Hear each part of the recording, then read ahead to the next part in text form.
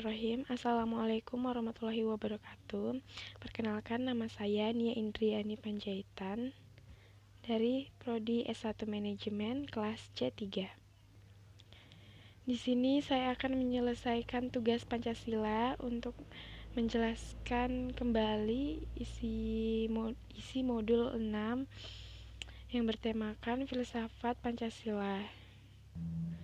Membahas filsafat Pancasila, sebelumnya di sini telah saya simpulkan bahwasanya filsafat Pancasila adalah penggunaan nilai-nilai Pancasila sebagai dasar negara dan pandangan hidup bernegara. Pancasila sebagai filsafat juga berarti bahwasanya Pancasila mengandung pandangan, nilai, dan pemikiran yang dapat menjadi substansi dan isi pembentukan ideologi Pancasila. Baik dari modul Pancasila Asesmen 6, di situ ada 6 poin yang akan saya simpulkan dan saya akan persingkat untuk poin-poinnya. Nah, poin yang pertama di situ adalah Pancasila sebagai dasar negara Indonesia. Ini pernyataannya udah sangat jelas dikemukakan di mana-mana. Kemudian, poin yang kedua, Pancasila adalah salah satu alat yang mempersatu negara Republik Indonesia dari Sabang sampai Merauke. Adapun poin ketiga, di sini menjelaskan bahwasanya Pancasila adalah fase pembuahan. Mengapa bisa? Nah, pada saat itu, pada tanggal 29 Mei 1945, BPUPKI meminta untuk mengemukakan dasar negara Indonesia merdeka. Jadi, permintaan itu menimbulkan rangsangan anamnesis yang memutar kembali ingatan para pendiri bangsa ke belakang. Kemudian poin keempat dan poin kelima di sini adalah fase perumusan yang di dalamnya memiliki prinsip-prinsip yang diajukan masih bersifat serabutan. Belum ada yang merumuskannya secara sistematis dan holistik sebagai suatu dasar negara yang koheren. Di poin terakhir, ini masih di fase perumusan, di mana Insinyur Soekarno merumuskan 5 prinsip yang menjadi titik persetujuan common denominator. Segenap elemen bangsa itu diantaranya adalah 1. Berkebangsaan Indonesia. Yang kedua, internasionalisme dan perikemanusiaan.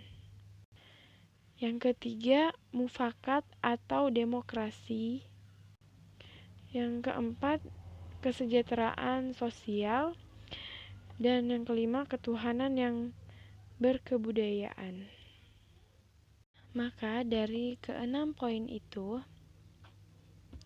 udah saya rangkum dan saya simpulkan kembali bahwa Pancasila sebagai filsafat ini merupakan perluasan dari fungsi Pancasila sebagai dasar dan ideologi Indonesia. Sebagai filsafat negara, tentunya Pancasila harus berperan sebagai pandangan hidup oleh semua masyarakatnya. Namun sebenarnya apa fungsi dan tujuan filsafat Pancasila? Jadi Pancasila sebagai jiwa bangsa Indonesia, nah setiap bangsa mempunyai jiwanya masing-masing. Dan jiwa bangsa Indonesia berfungsi agar Indonesia tetap hidup dalam jiwa Pancasila. Pancasila juga bisa disebut sebagai kepribadian bangsa, yaitu sebagai hal yang memberi ciri khas bagi bangsa dan menjadi pembeda untuk bangsa yang lain. Dan adapun Pancasila sebagai sumber dari segala sumber hukum, yaitu yang mengatur semua hukum yang berlaku di negara Indonesia. Semua hukum harus patuh dan menjadikan Pancasila sebagai sumbernya. Artinya, setiap hukum yang berlaku tidak boleh bertentangan dengan Pancasila. Dan adapun Pancasila sebagai pandangan hidup bangsa Indonesia, yaitu masyarakat Indonesia harus menjadikan Pancasila sebagai petunjuk atau pedoman kehidupan sehari-hari. Dan Pancasila juga sebagai cita-cita dan tujuan bangsa Indonesia yang dimuat di pembukaan UUD 1945.